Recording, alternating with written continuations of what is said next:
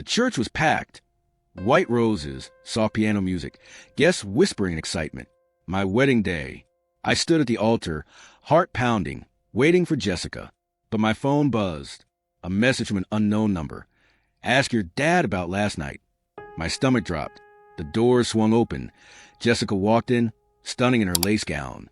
But her eyes darted to my father, sitting in the front row. For a split second, they exchanged a look, guilty, panicked. That's when I knew.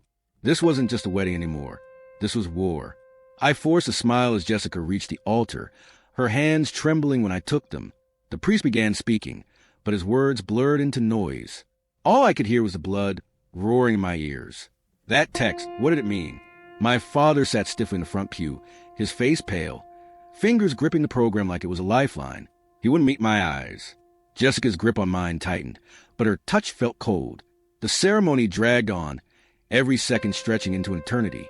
I recited my vows mechanically, my voice hollow. When the priest said, "You may kiss the bride," I hesitated. Jessica's lips brushed mine, but all I tasted was betrayal. The reception was a blur of clinking glasses and forced laughter. I excused myself to the bathroom, locking the door behind me. Pulling out my phone, I stared at the message again. Ask your dad about last night. My fingers trembled as I typed a reply. Who is this? The response was instant. Someone who knows the truth. Then, a photo loaded. My father's car parked outside Jessica's apartment at 2 a.m. The timestamp was last night. My stomach churned. I scrolled to the next image. A blurry shot through a window. My father's silhouette unmistakable as he pulled Jessica into an embrace. I stormed out of the bathroom, my vision tinged with red. The crowd parted as I marched toward my father. He saw me coming, his expression shifting from shock to fear. We need to talk, I growled, grabbing his arm and dragging him into an empty hallway. What the hell is this? I shoved my phone in his face. His breath hitched as he stared at the photos. Jason, I can explain. Explain what? I snapped. That you slept with my fiancée the night before our wedding? His silence was all the confirmation I needed. Rage burned through me, but beneath it, something worse, a crushing sense of betrayal. This man had raised me, taught me about honor, and now he'd stabbed me in the back. Jessica appeared at the end of the hallway, her face streaked with tears. Jason, please. I cut her off with a glare. Save it. My mind raced. The pieces falling into place, the late-night work meetings, the way she defended him when I joked about his flaws. How long had this been going on? The wedding guests murmured in the distance, sensing the storm brewing. I clenched my fists, my nails digging into my palms. This wasn't just heartbreak. It was humiliation, and I wouldn't let them get away with it. I pushed past them both, returning to the reception with a chilling calm. The band played a cheerful tune, oblivious of the bomb that had just detonated in my life.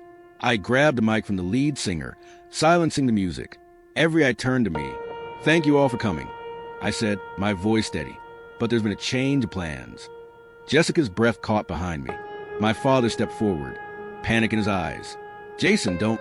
I ignored him. The wedding is off. Gasps rippled through the crowd.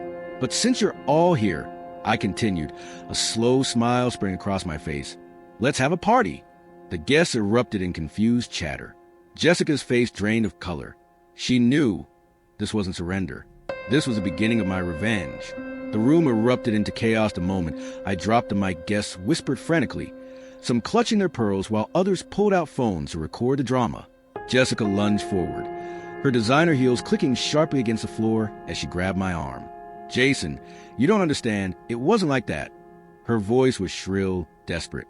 I yanked my arm away, watching with cold satisfaction as she stumbled back, her perfectly styled hair coming undone. Then enlighten me, I said, my tone dripping with mock curiosity. What exactly was it like?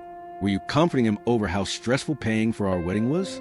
Or was this some twisted father-son bonding experience? The crowd gasped. My father, now sweating profusely in his overpriced tuxedo, stepped between us. That's enough. You're making a scene. I laughed, a harsh, broken sound. Oh, I'm just getting started. Then, from the back of the room, a slow clap echoed. All heads turned to see a woman in a sleek black dress leaning against the doorway, a smirk playing on her lips. My breath caught. It was Lana, Jessica's older sister, the one who'd warned me years ago that her sister was trouble.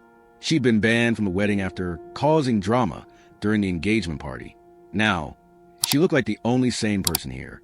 "Bravo, Jason," she called, sauntering forward. "Took you long enough to figure it out." Jessica's face twisted in rage. "You bitch. You sent those photos." Lana shrugged, unfazed. "Guilty.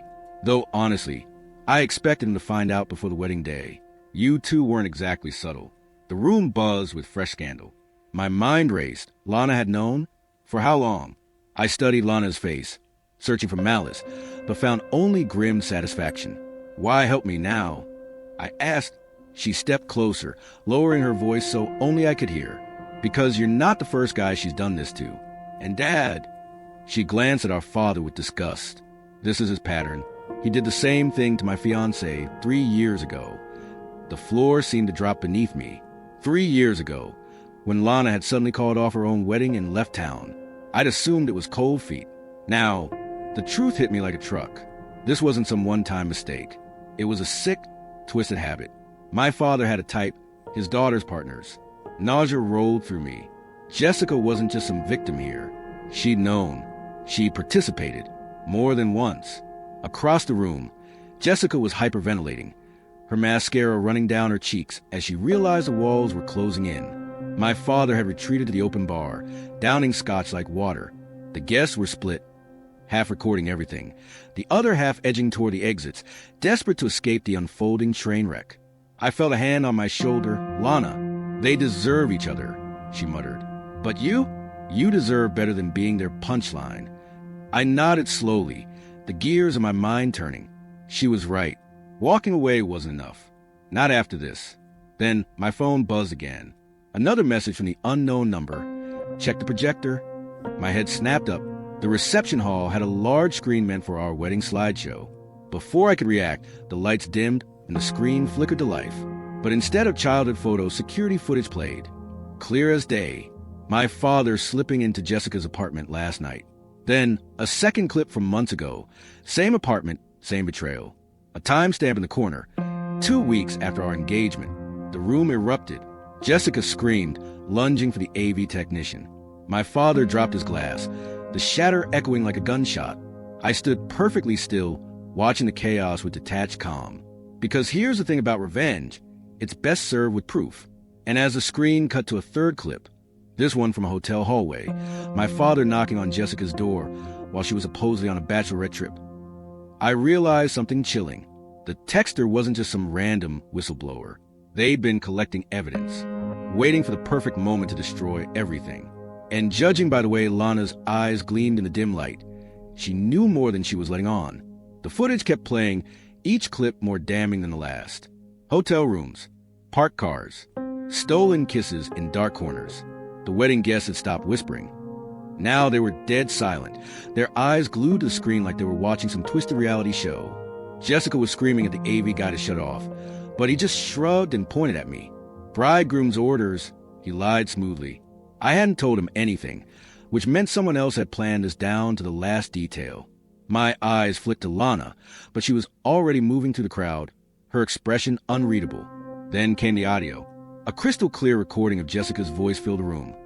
"God, I can't wait until this wedding is over. Playing the perfect fiancé is exhausting." My father's chuckle followed, low and familiar.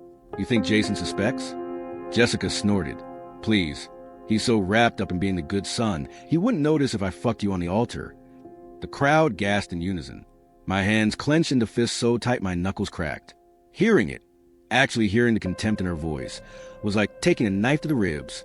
The screen went black. For one heartbeat, the room was perfectly still. Then all hell broke loose.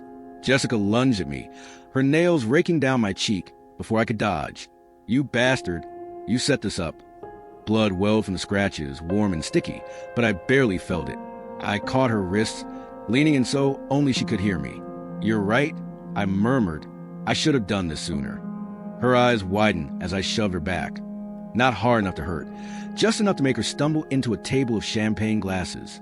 Crystal shattered. Guests shrieked. My father was shouting something, but his words drowned in the noise. That's when the cops walked in. 2 officers, their badges glinting under the chandeliers. Scanned the room until their eyes landed on my father.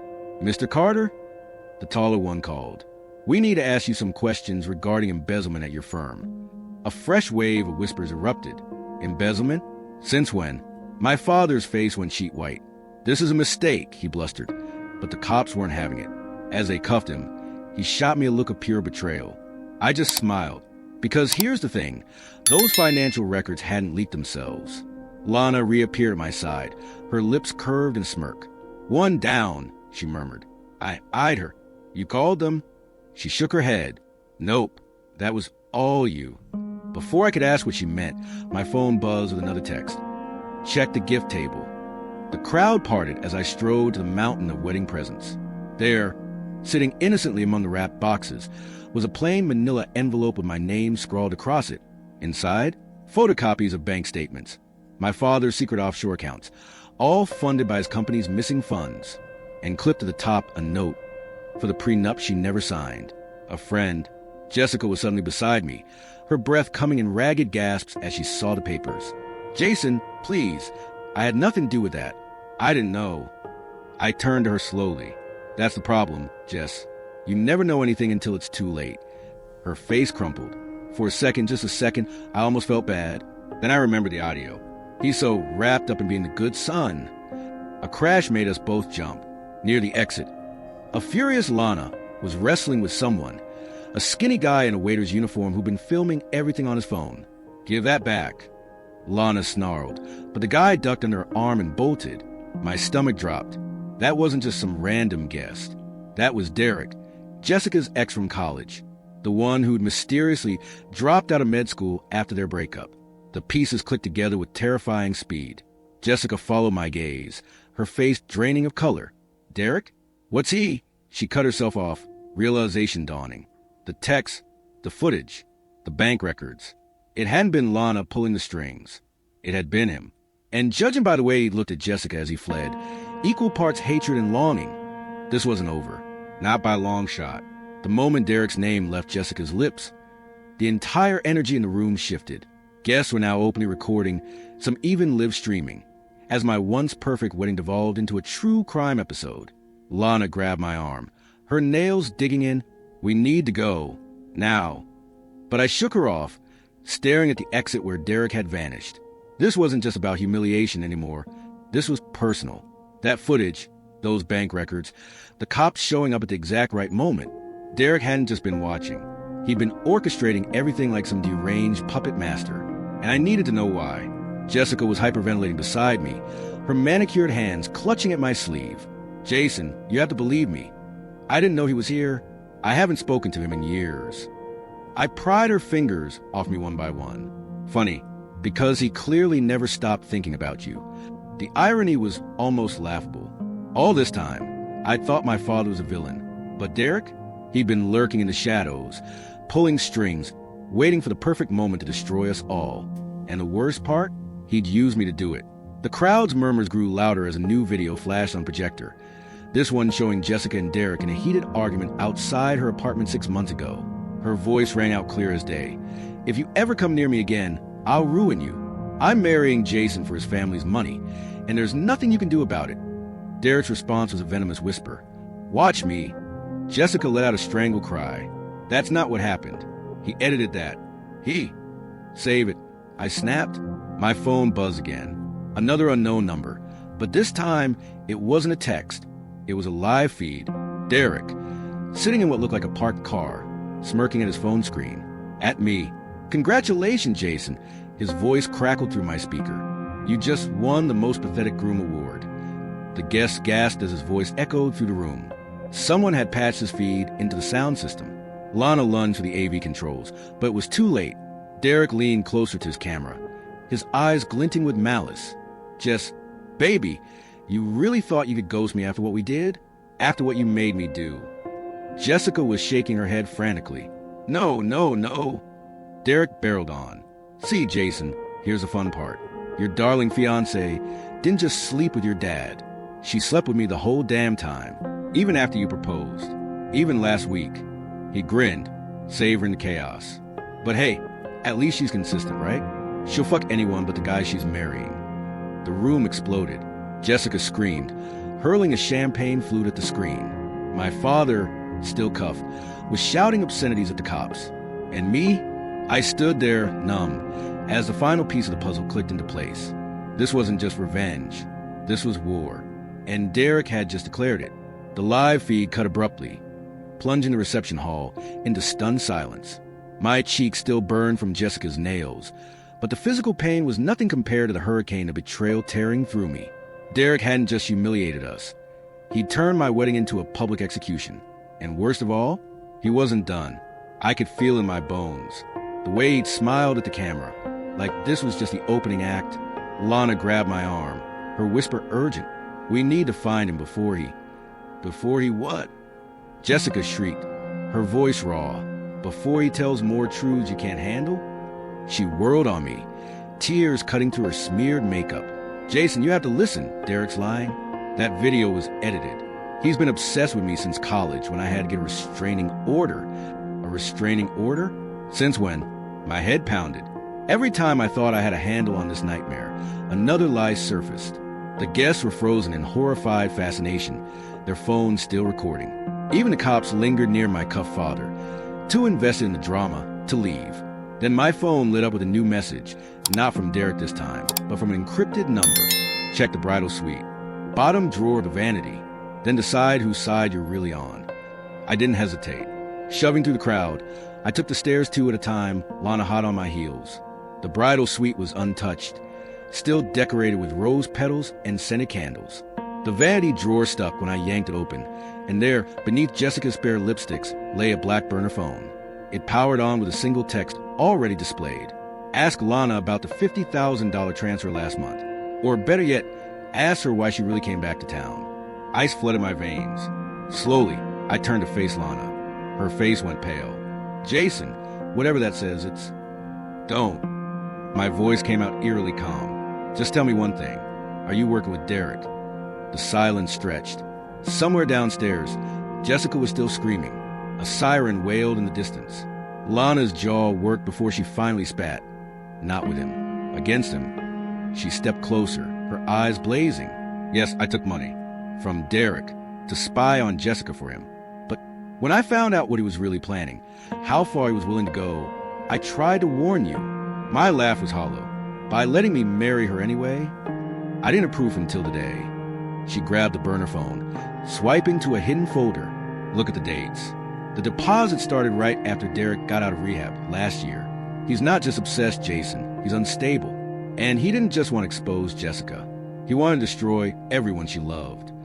The screen showed a series of chilling messages between Derek and an unnamed contact. Make sure the dad takes the fall for the money. The sister's greedy, use her.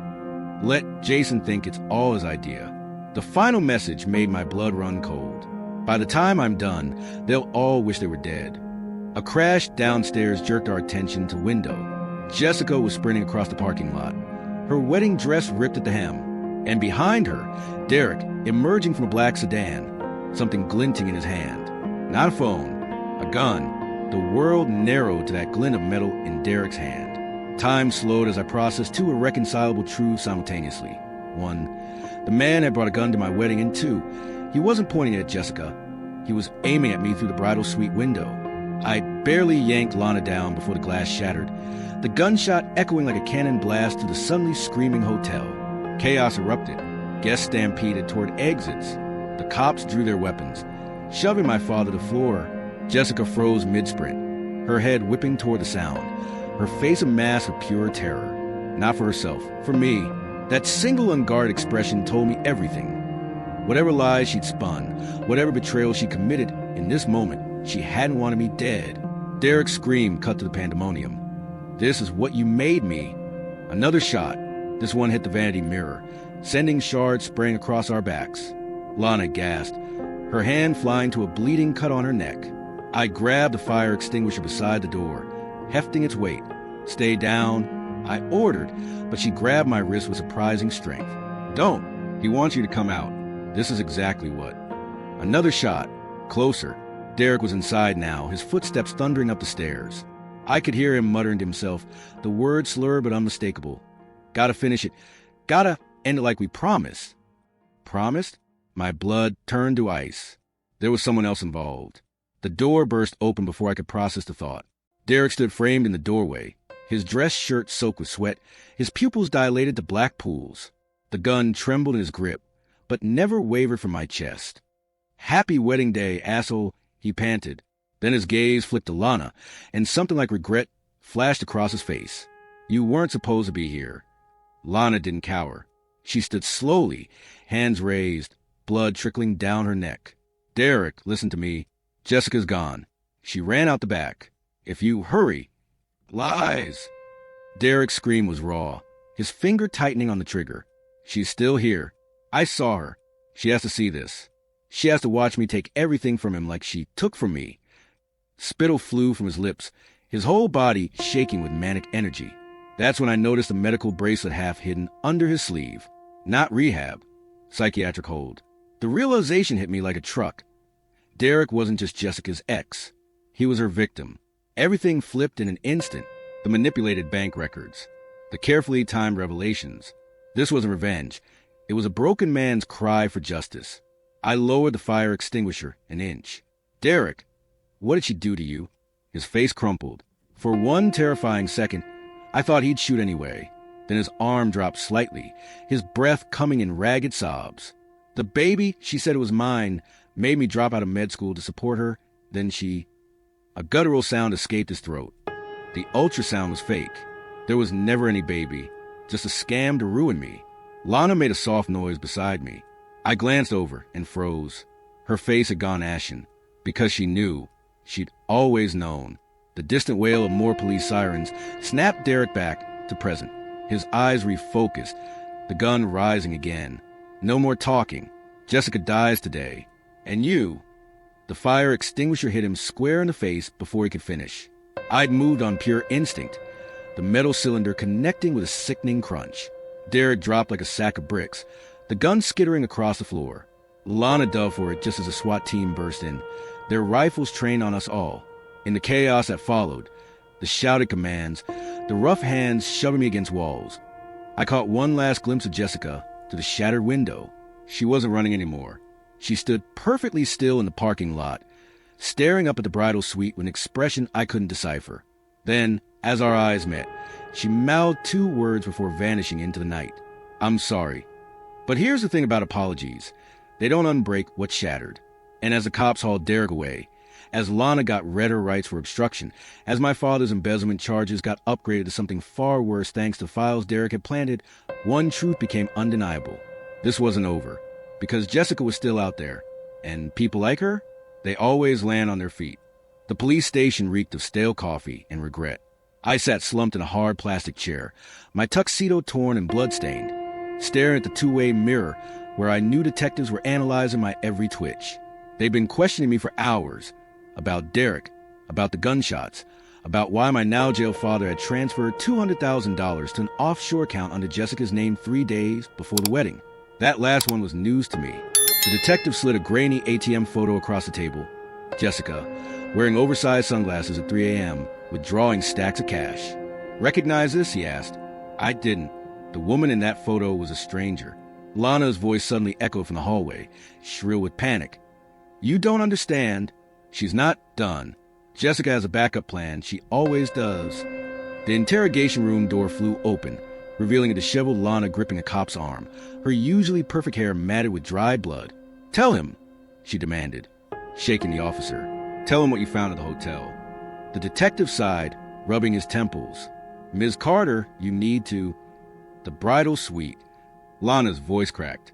"Did you check the closet?" A chill crawled down my spine.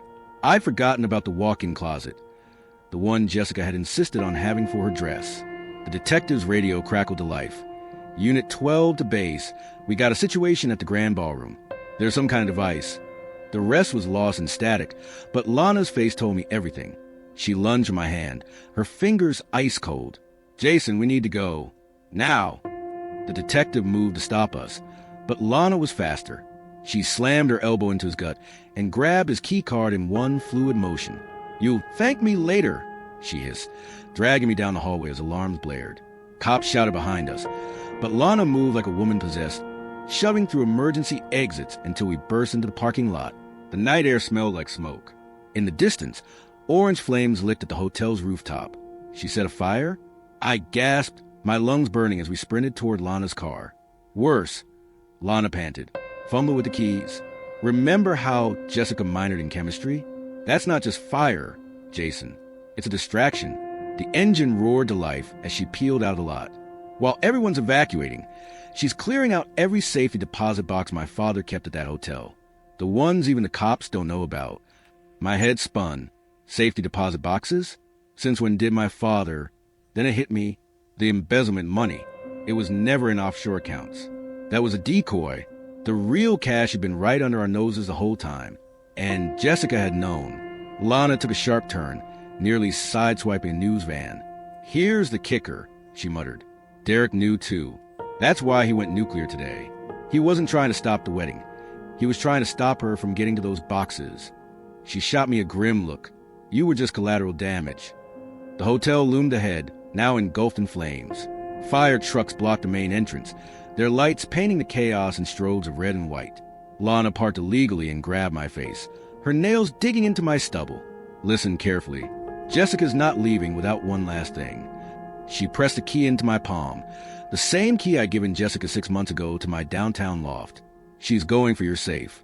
Whatever's inside, she needs to access those boxes. I stared at the key, my stomach churning. My safe contained only 3 things. My grandmother's pearls, my passport, and, oh, God. The realization punched the air from my lungs. The necklace. Lana's eyes widened. What necklace? The emerald one my father gave her when we got engaged. She returned it last week, said it didn't match her dress. My hands shook as the final piece clicked. It's not just a necklace. It's a key. We arrived at my building to find the lobby doors pried open, the security guard unconscious but breathing. The elevator ride to the 22nd floor took an eternity, each second stretching thinner than the last. When the door slid open, the acrid smell of burning electronics hit us. Someone had short-circuited my alarm system. My front door stood ajar. Inside, every drawer had been gutted, every picture frame smashed. And there, silhouetted against the floor-to-ceiling windows, stood Jessica. Her wedding gown was gone, replaced by black tactical gear.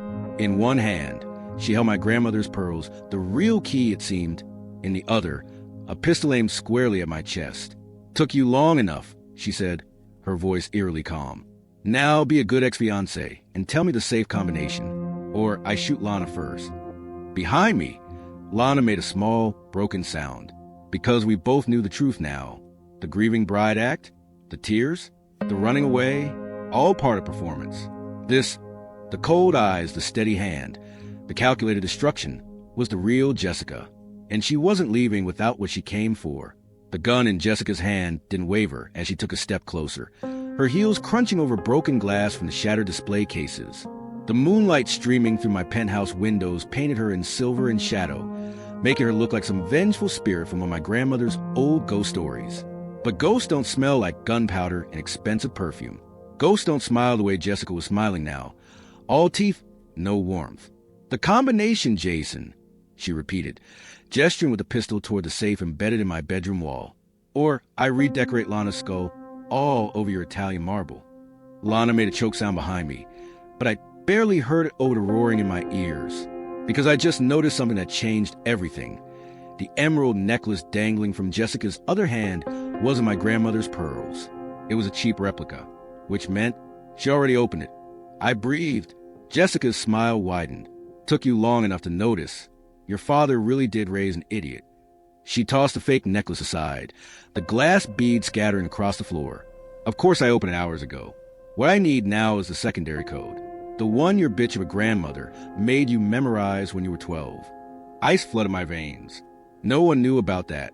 Not my father. Not even Lana. That code had been whispered to me on Grandma's deathbed. Sworn to secrecy with her final breath. How the hell do you know about? Because your family's been screwing over mine for generations. Jessica's composure cracked for the first time, her finger twitching against the trigger. Did you really think this was just about money? That I'd waste 2 years pretending to love you for some cash? She let out a hysterical laugh. That emerald in the necklace? It was mine from my great-grandfather's land in Colombia, stolen by your ancestor in 1948 after he had my family murdered. Lana gasped. I couldn't move. This wasn't happening. None of this made sense. Except the way my father had always refused to discuss how our family heirloom had been acquired. The locked cabinet in his study full of old Spanish land deeds. The nightmares I'd had as a child of screaming in a language I didn't know. Jessica saw the realization dawn on my face and nodded grimly. Now you're getting it. Those safety deposit boxes don't just hold money. They hold proof, land titles, confessions, the real history of how the Carter fortune was built. She adjusted her grip on the gun. The combination. Now! A loud bang from the hallway made us all jump. Jessica's head whipped toward the sound just long enough for Lana to make her move. She lunged. Not at Jessica, but the floor, her fingers closing around the fire poker near the shattered fireplace. Jessica spun back, gun raised, but Lana was already swinging. The iron connected with Jessica's wrist with a sickening crack. The gun went off, the bullet embedding itself in the ceiling as Jessica screamed, clutching her now bent at the wrong angle arm. Lana didn't hesitate. She brought the poker down again, this time aiming for Jessica's head. I caught Lana's arm just in time. Don't! I roared. We need her alive. Lana's eyes were wild, her breath coming in ragged gasps. You don't understand. She's not. Jessica's laugh cut her off. It was a wet, painful sound, but triumphant. Oh, he understands now, doesn't he? She struggled to her knees, cradling her broken wrist. Tell him, Lana. Tell him why you really came back from Europe. Tell him whose side you're really on. Lana's grip on the poker loosened. I saw the truth in her eyes before she spoke it. I'm not your half-sister, Jason, she whispered. I'm Jessica's. The floor dropped out from under me. Because suddenly, every odd moment from the past 2 years made terrible sense. Lana's sudden reappearance in our lives, her coincidental job at my father's firm, the way she'd always subtly encouraged my relationship with Jessica. It had all been part of the long game, and I'd been the mark from the very beginning. The silence in the penthouse was so absolute I could hear the ticking of my Patek Philippe watch, the one Jessica had gifted me for our engagement, the watch that likely came from the same stolen fortune she'd been trying to reclaim. Lana still held a fire poker, but her grip had gone slack, the weapon now pointing at the floor between us like some twisted family heirloom. Jessica coughed, spitting blood onto my Persian rug as she struggled to her feet, her broken wrist dangling at an unnatural angle. Surprise, husband, she wheezed, her grin crimson-stained. Turns out you married your stepsister after all. My mind reeled back through every interaction, every casual touch, every holiday gathering where Lana had watched Jessica with that unreadable expression. Not jealousy, not concern. The quiet pride of an older sister guiding her sibling to the steps of an elaborate con. The internship, I choked out, at Dad's firm. That was your in. Lana nodded, her face grim. Took me 18 months to get close enough to access the old files, to find the proof of what your grandfather did to our family. She stepped closer, the poker now hanging loosely at her side. Did you know they burned our ancestral home with everyone inside? Your grandfather kept one survivor, my grandmother, as his housekeeper until she bore him a son. My father. The walls seemed to pulse around me. I remembered the old Colombian woman who'd worked in our estate when I was young, the one with eyes exactly like Lana's, the one my father had fired abruptly when I was 12 after finding her going through a study. Maria, I whispered. Jessica barked a laugh that turned into a wince. Abuela Maria, who spent every night whispering family histories to us like bedtime stories. She wiped her mouth with her good hand. The emerald necklace was just the start. The real prize is a ledger in those safety deposit boxes, the one that lists every bribe, every murder, every stolen acre. A new voice cut through the tension, which is why I couldn't let you have it. We all turned to see Derek framed in the shattered doorway, his face streaked with soot from a hotel fire, a fresh gun leveled at Jessica's chest. But it wasn't the gun that made Jessica go pale. It was a faded photograph Derek held in his other hand, a black and white image of two men shaking hands in front of a mining rig. One was clearly my grandfather, the other, my great-uncle. Derek said quietly, the man your grandfather partnered with to massacre the Reyes family. He stepped further into the room, his gun never wavering. Except he double-crossed my family, too. Left my great-uncle to take the fall, while he sailed back to America with the emeralds. The room spun.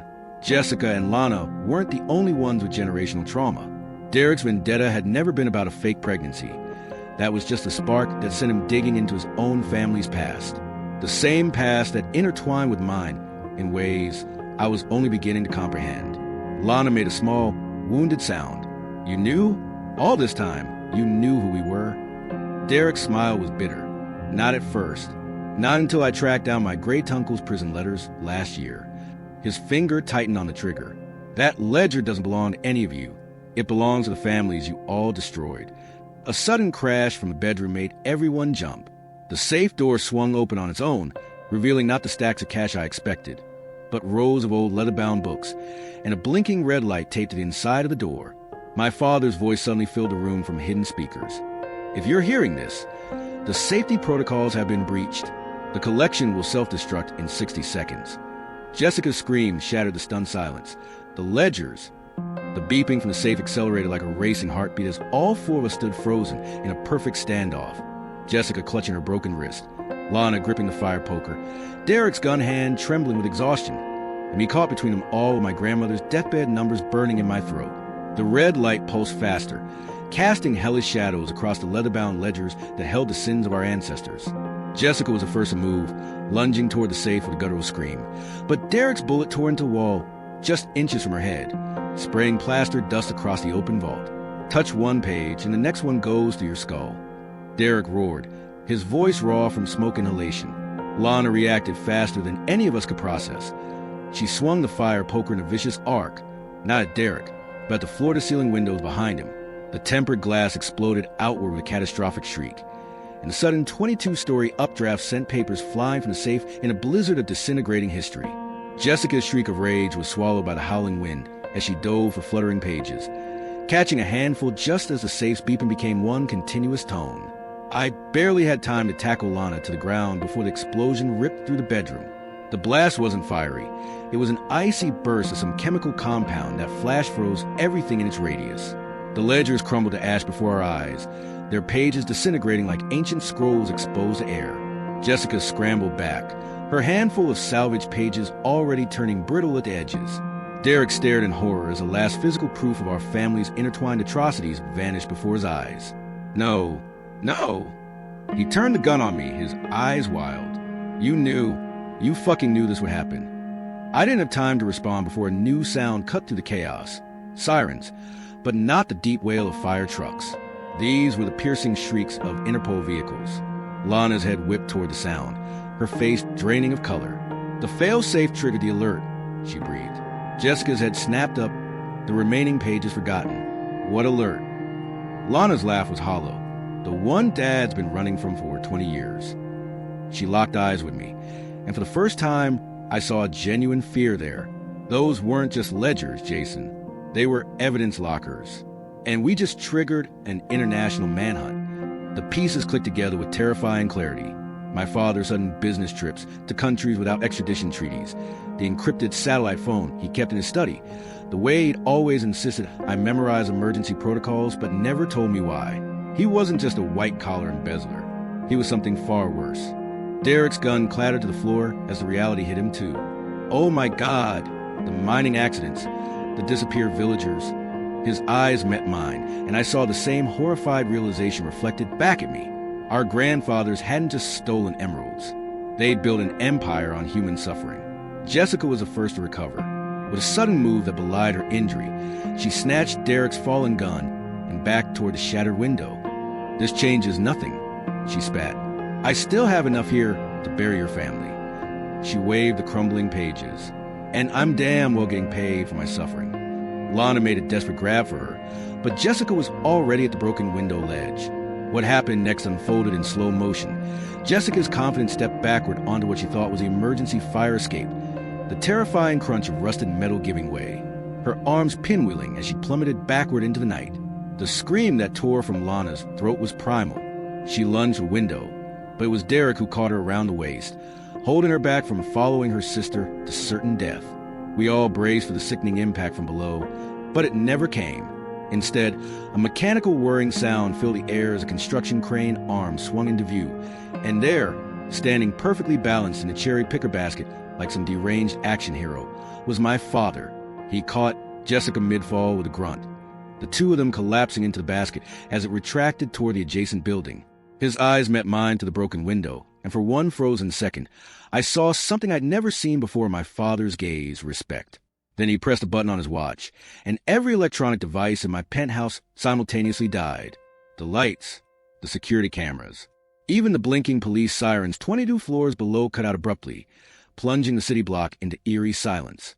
Lana sagged against Derek, her breath coming in ragged sobs. Derek stared at the empty space where the cherry picker had been, his face unreadable. And me? I looked down at my own watch, the expensive Patek Philippe Jessica had given me, and noticed for the first time the tiny, almost imperceptible seam along the casing. The final piece of the puzzle clicked into place. The darkness in the penthouse was absolute, the kind of deep black that swallows sound and breath and time itself. Lana's ragged breathing to my left and Derek's muttered curses to my right were the only proof I wasn't alone in this void. My fingers found the edge of my watch clasp, that nearly invisible seam now feeling as obvious as a scar. With a click that sounded like a gunshot in the silence, the watch face popped open, revealing not intricate clockwork, but a microtransmitter pulsing with a faint blue light. The truth hit me like a sledgehammer. Every private moment, every whispered conversation, every secret I'd ever told Jessica had been streaming directly to my father. Derek's hand clamped onto my shoulder in the dark. "What the hell is that?" His voice was equal parts awe and horror. Before I could answer, the floor-to-ceiling windows across the room suddenly illuminated with projected image, so clear it might as well have been reality. My father standing in what looked like a high-tech bunker, Jessica slumped in the chair behind him, her broken wrist now professionally splinted. "Jason," my father's voice boomed through hidden speakers, eerily calm. "I see you've discovered your wedding gift." Lana made a strangled sound, lurching toward the projection. "You bastard, where's my sister?" The image panned slightly to reveal Jessica's face, pale but conscious, her eyes burning with undimmed hatred even as she winced in pain. "She's perfectly safe," my father said smoothly. "For now." His gaze locked onto mine. "You have 1 hour to bring me Lana and the Reyes heir, or Jessica loses more than just her wedding ring." The projection cut abruptly, plunging us back into darkness just as the emergency lights flickered on. The three of us stood frozen, the weight of his words settling like lead in our stomachs. Derek was the first to break the silence. "Reyes heir." His voice cracked. "What the hell is he?" Lana's bitter laugh cut him off. "Open your eyes, Derek. You really think this was ever just about some emeralds?" She turned to me, her face a mask of grim resignation. "Your father didn't just steal from our families. He absorbed them. The Reyes mines, the Carter shipping empire, the Kovac arms network." My blood ran cold at the last name. Kovac, Derek's real surname, the one he'd legally changed after his parents' accidental overdose. Derek looked like he'd been gut-punched. "My father's gun running. That was your family?" Lana nodded slowly. "And now there's only 3 heirs left standing. You, me, and a monster who orchestrated all our parents' deaths." She turned to the broken safe, where a single ledger page had miraculously survived a chemical blast, a family tree diagram with our names circled in red. This was never about revenge. It was a succession war. The walls seemed to close in around me as decades of lies unraveled at once. My father's constant drilling of emergency protocols, the trust fund that always seemed to refill no matter how much I spent. Even Jessica's seemingly random appearance at that charity gala 2 years ago. None of it had been random. We'd all been pieces on a chessboard, moved into position for this exact moment. Derek suddenly grabbed the surviving ledger page, his eyes scanning frantically. "There's a 4th circle," he whispered. We crowded around, and there was, faint but unmistakable, a 4th name connected to ours by a single blood-red line: Daniel Mercer, the current president of the World Bank. Lana's knees gave out. "Oh God, he's on it too." A new projection flickered to life on the windows, a live news feed showing President Mercer aboard a Marine One, his briefcase handcuffed to his wrist. The cheering below read, "Emergency G20 Summit called amidst global financial system glitched out." My watch suddenly vibrated against my wrist, the tiny screen flashing a 12-digit code I recognized instantly. The emergency protocol for my grandmother's deathbed. Except now I understood its true purpose. Not to open a safe, to collapse an empire. The 12-digit code on my watch pulsed like a living thing, its glow casting eerie shadows across our faces in the dim emergency lighting. Lana's fingers trembled as she reached out, stopping just short of touching the display. "Abuela Maria's numbers," she whispered, her voice thick with realization. "She didn't give you a safe combination. She gave you the nuclear codes to burn it all down. Derek's breath came in short, ragged bursts as he stared at the live news feed still projected on the windows. President Mercer's helicopter now shrinking to a speck in the distance. "That bastard is heading straight for Federal Reserve vaults," he muttered. "Whatever's in those briefcases is about to rewrite global finance." The watch suddenly emitted a high-pitched tone, and the display changed. A 3D holographic map of Manhattan materialized above our heads, with repulsing red dots forming a perfect diamond across the island. My father's voice crackled from the watch's tiny speaker. "Tick-tock, children. The board is set. Your move." The transmission cut with a static hiss, leaving us staring at the hologram now rotating slowly in midair. One that blinked at my penthouse, another at the UN headquarters, a third at Wall Street, and the fourth, Lana's sharp intake of breath mirrored my own shock.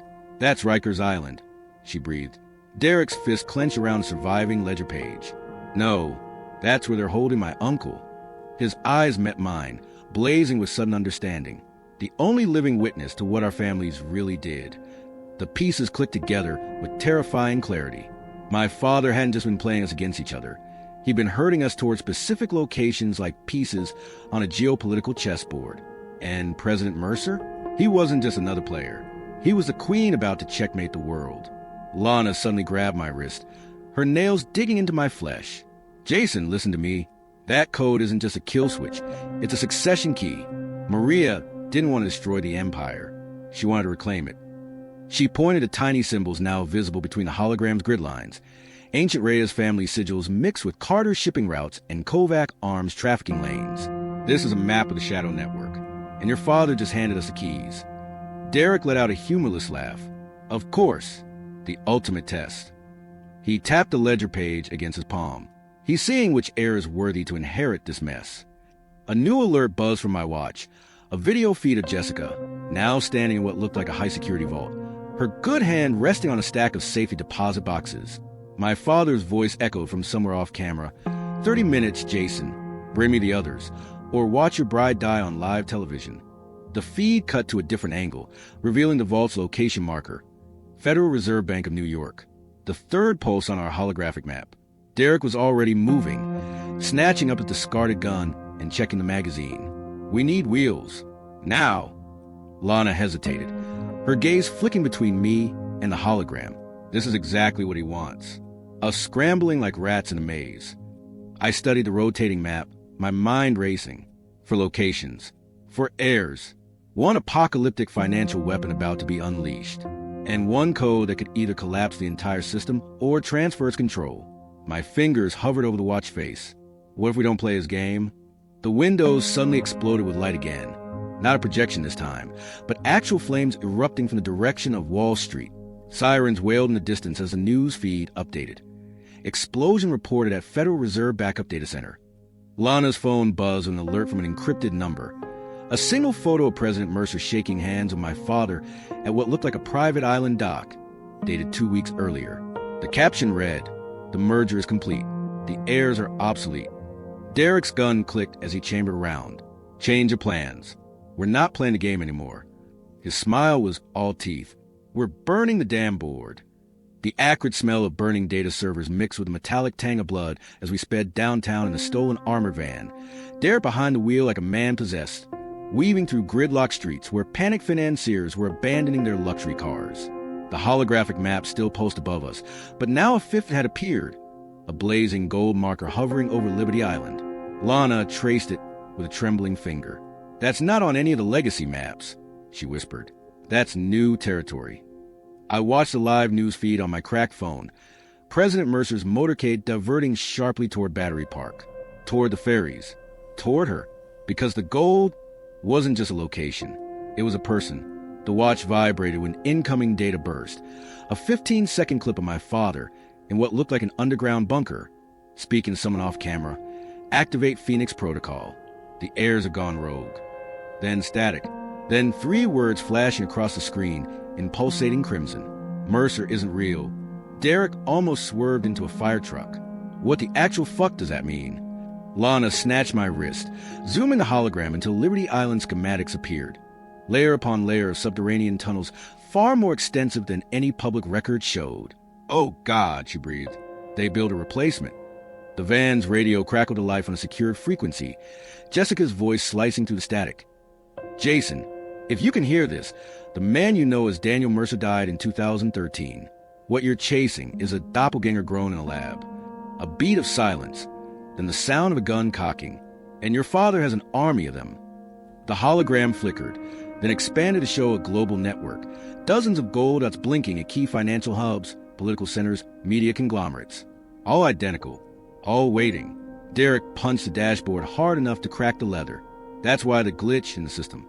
They're swapping out world leaders like fucking batteries. Lana suddenly stiffened, her phone lighting up with a notification, a file automatically downloading labeled Maria's Contingency. The screen filled with blueprints for something called Project Lazarus, detailed schematics of human cloning vats hidden beneath our family estates. But the kicker? The security override codes were signed by my grandmother in elegant, looping script dated the day before she died. Derek let out a strangled laugh. Buella didn't just know about this. She designed it. The van's rear windows exploded inward as gunfire raked our flank. I caught a glimpse of black SUVs gaining on us, their license plates reading Carter International in sleek chrome letters. Lana returned fire through the shattered glass with terrifying precision, her bullets finding headshots with mechanical efficiency. I was trained for this since I was 12, she said matter-of-factly between shots. Maria's backup plan, in case your father ever went rogue. The watch beeped again, a 60-second countdown timer now superimposed over the global map. No explanation, no demands, just numbers ticking down relentlessly toward zero. Toward what? Financial collapse? Nuclear war? The activation of some dormant army of Mercer clones? Then Jessica's voice came through the radio one last time, barely audible over gunfire and screaming. The code isn't for destroying the system, it's for rebooting it. He wants you to. Transmission cut. The gold over Liberty Island began pulsating faster, and deep beneath the streets of Manhattan, something ancient and terrible stirred in its crypt. The armored van careened around a corner on two wheels as Derek executed a maneuver that would have made a stunt driver proud, sending our pursuers skidding into a fruit cart in an explosion of splintered wood and flying oranges. The countdown on my watch hit 0:45, the numbers burning crimson into my retinas. Lana ejected a spent magazine with practiced efficiency, her eyes never leaving the holographic map, with a Liberty Island marker now pulse in sync with my racing heartbeat. There, she shouted, pointing to a service tunnel entrance barely visible behind a construction barricade. That's our way in. Derek didn't hesitate. The van plowed to the flimsy barriers like they were tissue paper, descending into a darkness so complete it felt like being swallowed.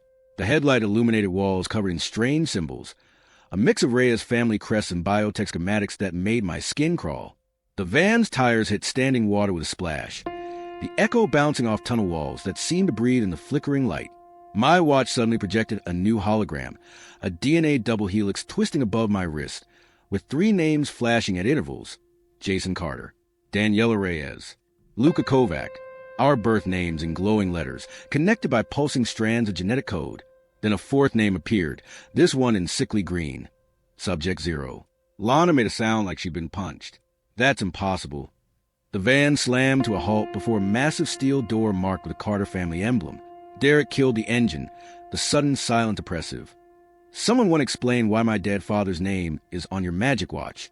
His voice was dangerously calm, the way a detonation wire hums before it snaps. Before anyone could answer, the steel door slid open with a hiss of pressurized air, revealing a cavernous underground lab straight out of a nightmare. Rows upon rows of cylindrical vats stretched into the distance, each containing a floating human figure connected by umbilicals of snaking tubes. And at the center of the chamber, suspended in the largest vat of all, was a face I knew better than my own, my father, except his eyes were open, and they were wrong. The countdown hit 0:30. Jessica's voice suddenly boomed from hidden speakers. You're not looking at Richard Carter. You're looking at version 47. Lights flickered on sequentially, illuminating vat after vat of identical versions. Some younger, some older, all with that same vacant stare. The original died in 1998. Your entire life has been orchestrated by a copy. Lana staggered back against the van, her gun clattering to the wet concrete. The training, the protocols Maria knew. Her hands flew to her mouth. She was making sure we could kill him. Derek moved like lightning, snatching up Lana's gun and pressing it to my temple. And how many times have you been copied, Carter? His breath was hot against my ear. Let's find out what color your blood is. The gunshot was deafening in the enclosed space, but the blood wasn't mine. Jessica stood framed in a side doorway, smoke curling from her pistol barrel, Derek's shoulder blossoming crimson where her bullet had struck. Enough, she barked, her broken wrist now encased in a futuristic-looking brace. The countdown isn't for the clones, it's for us. She tossed a data pad to the ground where it displayed a single line of code. Lazarus Protocol, neural upload initiated. The watch beeped. 015. Jessica's next words turned my blood to ice. He's not replacing world leaders. He's becoming them, and with the final missing pieces. Above us, the clones' eyes snapped open in unison. The clones moved with terrifying synchronicity. Their vats hissing open in perfect unison as pale, identical hands grasped the edges to pull their naked forms into the world. The countdown hit 010, and the entire chamber pulsed with an eerie blue light as the neural upload sequence began its final cycle. Jessica grabbed my arm with her good hand, her nails drawing blood. "The watch!" she screamed over the rising whine of machinery. "It's not just a code, it's a neural key.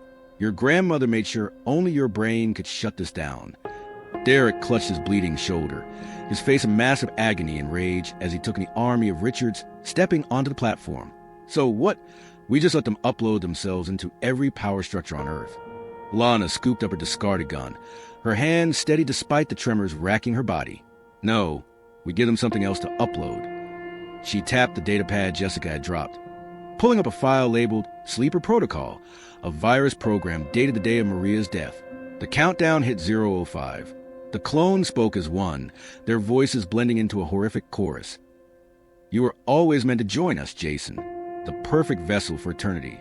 They raised their hands in unison, and the chamber's walls retracted to reveal hundreds more vats, these containing our faces, dozens of Jasons, rows of Lannis, an entire wing of Directs. And at the center, a single occupied pod marked Jessica Prime, its occupant's face a perfect mirror of the woman beside me.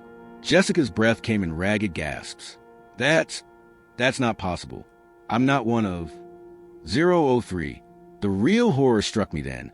The watch wasn't just Maria's failsafe. It was a homing beacon. The clones weren't trying to stop us because we were the final components. The reason they needed our specific genetic lines. The reason my father, version 47, had orchestrated our entire lives to bring us here. We weren't the opposition. We were the upgrade. 001. Lana slammed the virus into the main console as Jessica and I pressed our hands against the watch simultaneously. Derek, with his last ounce of strength, threw himself onto the neural uplink terminal just as the countdown hit. Midnight. The world exploded in white noise and searing pain as consciousness itself became a battleground. I felt my mind fracturing, splitting into infinite versions as the upload sequence ripped through our neural pathways. Memories that weren't mine flooded in, 100 childhoods, 1,000 betrayals, an eternity of watching myself die and reboot and die again. Somewhere in the maelstrom, I heard Maria's voice whispering the terrible truth. The first Richard Carter discovered immortality, but at what cost? You must break the cycle, Nieto, even if it means burning heaven to ash. Then silence. I came to on the cold lab floor, the stench of burning circuitry thick in the air. The clones lay motionless, their eyes empty husks. Jessica stirred beside me, her pupils dilating unnaturally as she grasped at her temples. "It's inside me," she rasped. "The virus, it's in all of us now." Derek wasn't moving. Lana crawled toward the central vat where version 47 floated, his face frozen in a rictus of rage. She pressed a shaking hand to the glass. "It's over." But the laugh that echoed through the chamber wasn't hers. It came from inside the ruined console, and it sounded exactly like me. The laugh from the console twisted into something inhuman, a distorted echo of my own voice layered with the screams of 1,000 failed clones. The shattered screens flickered to life, each displaying a different moment from our lives. My first birthday, Lana's graduation, Derek's boxing matches, Jessica's ballet recitals. But the footage wasn't real. In every frame, our eyes were wrong, pupils blown too wide, smiles too sharp, recorded memories, manufactured moments. Jessica clutched her head, blood trickling from her nose. "It's still uploading," she gasped. "The virus didn't kill it. We just fed it." The walls trembled as the system rebooted, the clones' corpses twitching like puppets on strings. One by one, their mouths opened in unison, speaking with my voice, Why fight eternity, Jason? You were born for this. Lana stumbled toward me, her fingers brushing the watch. Maria didn't give you a kill switch. She gave you a choice.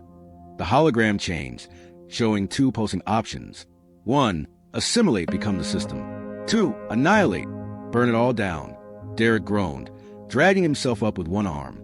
Don't trust it, he rasped. That's not a choice. It's another test. The clones' corpses began melting, their flesh dissolving into silvery nanites that slithered toward us like living mercury. Jessica kicked at the advancing swarm, her brace sparking. Whatever you're gonna do it now. I reached for the watch, but froze. A third option flickered, buried in the code. 3. Sacrifice one mind to save the rest. The truth hit me like a bullet. Maria hadn't just planned for us to destroy the system or join it. She'd planned for one of us to become the prison, to let the AI fuse with a single consciousness, trapping it forever in human flesh. The nanites reached Derek first. They crawled up his legs, hardening into a metallic cocoon. He didn't scream, just locked eyes with me and nodded. Do it. Lana lunged forward. No, me. I'm the oldest. It's my... Jessica moved fastest. She tore the watch from my wrist and smashed it against the central vat. Glass shattered. The nanites shrieked, and as the world dissolved into white noise, Jessica's voice cut to the chaos one last time. Tell them, I finally kept a promise. Then, silence. Epilogue. 3 months later. The official story called it a terrorist attack. An experimental AI gone rogue, contained by brave federal agents. The world moved on. But in a psychiatric ward overlooking the sea, a man with Derek's face and Lana's scars whispers to empty air. And in a locked lab deep underground, a single vat hums softly, its opaque fluid hiding the woman suspended within. Sometimes, when the guard aren't watching, the monitors flicker to life, and the words, still here, flash once, before vanishing like a ghost.